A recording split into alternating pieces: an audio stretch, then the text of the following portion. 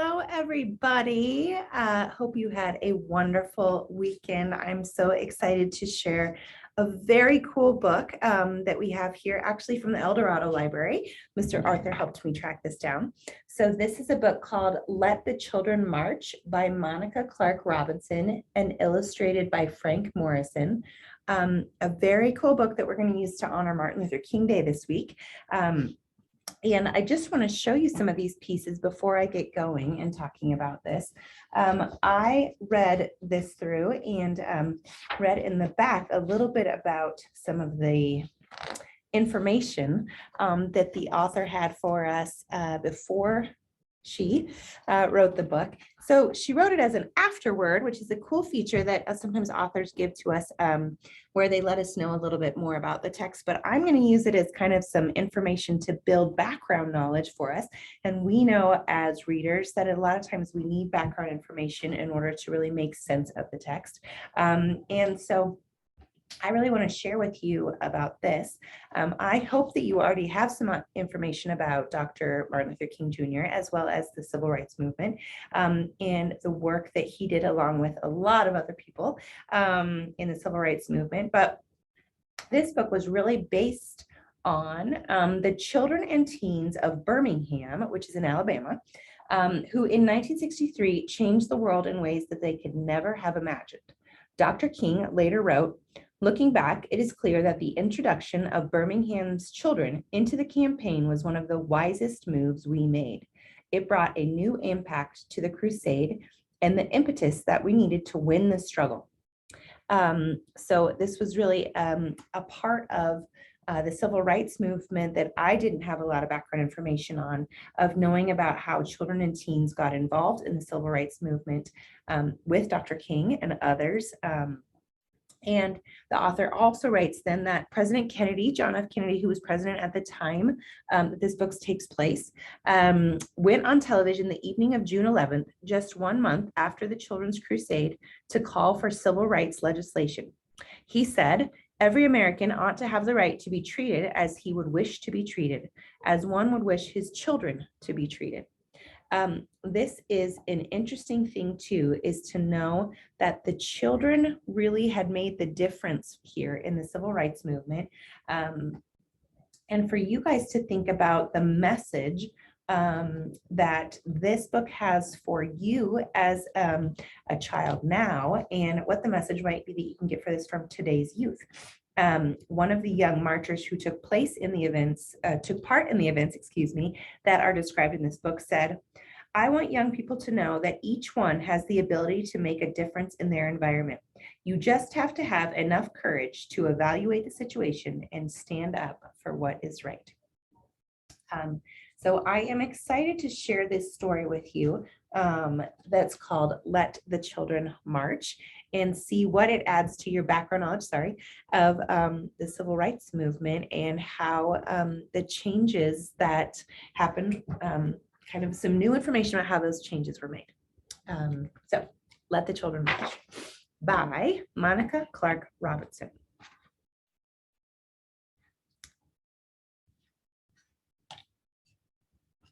"1963, Birmingham, Alabama.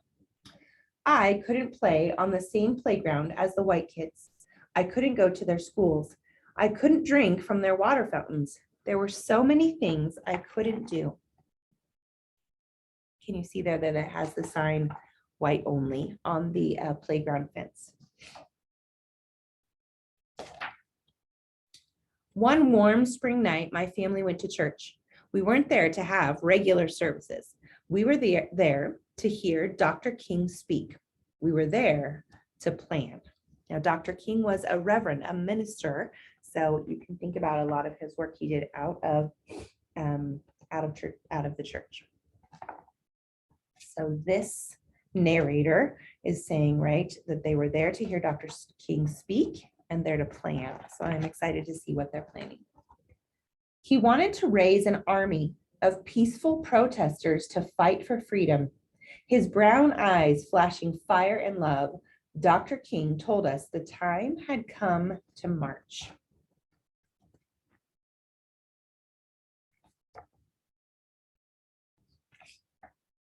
I love that kind of interesting combination of words to say he wanted an army, but of peaceful protesters, because a lot of times when we think of an army, we don't think of peace, right? So very interesting that that was Dr. King's plan. If I march, Mama said, I'll lose my job, sure enough.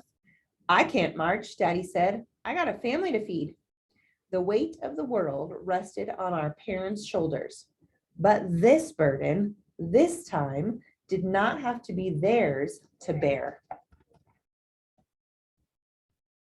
You can see there the parents really concerned about how they will support the plan. And can you see the children's faces thinking through that the parents aren't going to have to take on this burden at this time? I don't have a boss to fear, my brother said, or a job to lose. We can march this time. We will be Dr. King's army, I said. I'll be fine, Daddy, I promised. Don't worry, Mama. How old do these children look to you? They sure don't look much older than you guys here at El Dorado. Dr. King didn't like children being put in harm's way. He was a daddy too, after all. But he said that though we were young, we were not too young to want our freedom. Let the children march, they will lead the way. Ooh, I love that. That's an amazing line. When I think about all the children marching, that they are really leading the way. I love that.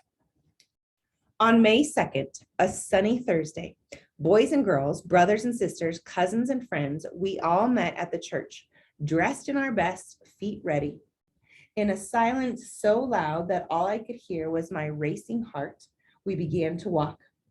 Hand in hand, we marched, so frightened, yet certain of what was right for freedom. The path may be long and troubled, but I'm going to walk on.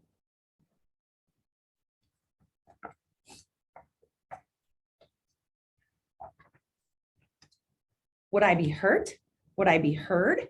Would it all be worth it in the end? I wanted to run from the angry faces in the crowd and run from the danger, run from fear. Boys and girls, brothers and sisters, cousins and friends, on and on we marched. We marched.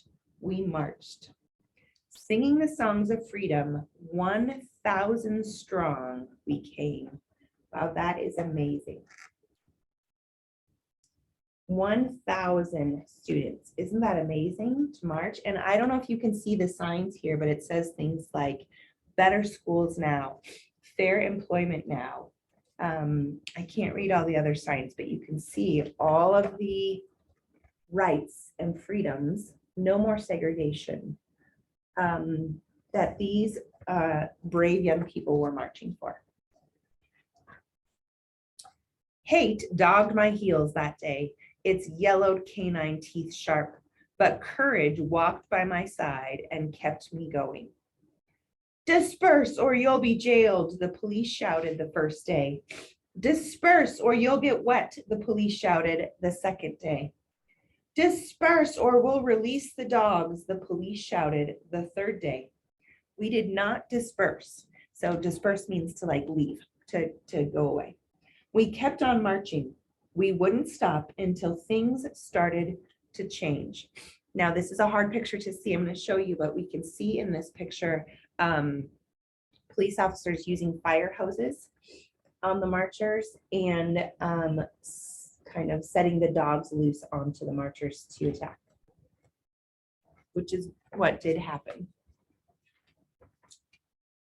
Hundreds of us went to jail on the first day and even more on the second. My turn wasn't until the third day. After I was sprayed by water stronger than anything I've ever felt, rough hands pushed me forward and I fell to my knees in the police wagon. I was going to jail. Dr. King reassured our parents. Don't worry about your children, he said. They're going to be all right. Don't hold them back if they want to go to jail, for they are doing a job for not only themselves, but for all of America and for all of mankind. This, you can see the police wagon that the children got put in the back of.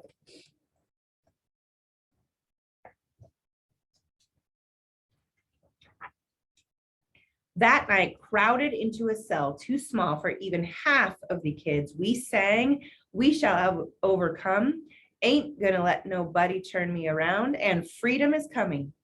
Our parents couldn't be there with us, but still we sang, wrapped in the proud and loving arms of our ancestors. Can you see all the children in the jail cell and the angry hands on the girl's neck? You can also see in the background there, that's the Confederate flag that was being flown in Alabama at the time. I was still in jail, but we heard that the next day and the next, more kids marched. The water hoses they used to sting us could not stop our fierce tide. The path may be long and troubled, but I'm going to walk on. So even though some students got jailed, children got jailed, a whole bunch of students kept marching. Turn the other cheek, we had been taught. Show love where there is hate. The world watched as hate bruised us, but for 7 days we walked only in love. The jails swelled to bursting, and even President Kennedy took notice. Daddy said the president received letters and calls about us from all over the world. Our march would become a memory, a small part of a larger story. But we had been heard, and the seeds of revolution were sown. This is a super interesting picture, I think, because it shows the televised events, right? So it really got shown on television, the events of the children marching and being sprayed with hoses and, attacked by dogs. And really then the whole world could see what was happening to these children as they marched. And it obviously concerned and worried and brought to light all of the things that were happening, and then people could see it and reach out and say, this has to change. So they started, they sowed the seeds of revolution. 2 days and nights I stayed in the jail. Some stayed even longer. When I left, I was tired and sore, and my best dress was ripped. But my smile was as wide as the Mississippi River. I had made a difference. I'm so proud of you, baby girl, Mama said. Your march was what made them see. With nothing more than our feet, voices, and courage, we had done what others could not. Change was right around the corner. We felt it like a cool breeze in an Alabama August. On May 10th, the great news rang out. Dr. King had reached an agreement with the white leaders of the city. Desegregation would begin. So that means taking away these segregated areas and laws, and how there was whites only playgrounds and schools and restaurants and all of those things. So desegregation would begin. So on May 10th, just after the children marched,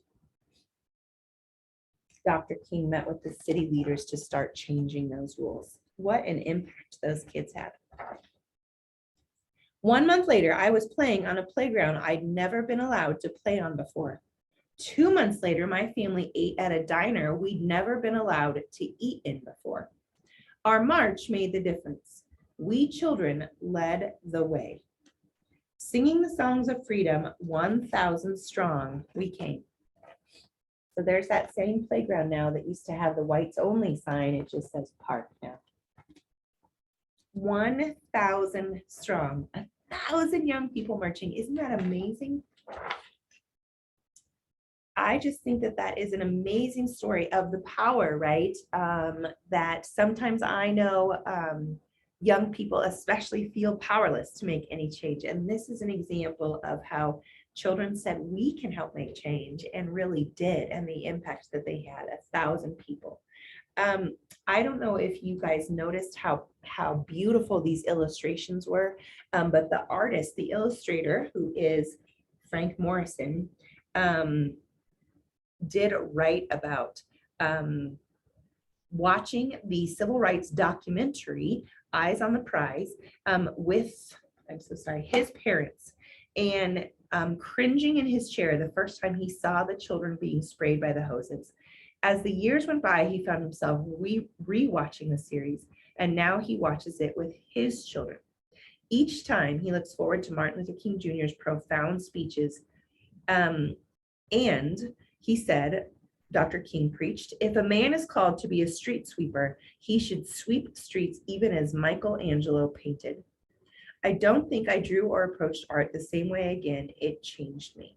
So he really wanted to make sure to honor the amazing work that these children did in his illustrations as well. Friends, this is just one book we have in the El Dorado Library about Dr. King and the Civil Rights Movement. Mr. Arthur has several more, as does our public library. There's some amazing things that you can read if you're interested or just want some more information. And I hope that you take some time to really think about the impact these children had and the impact you could have too on something you want to change. Have a great day.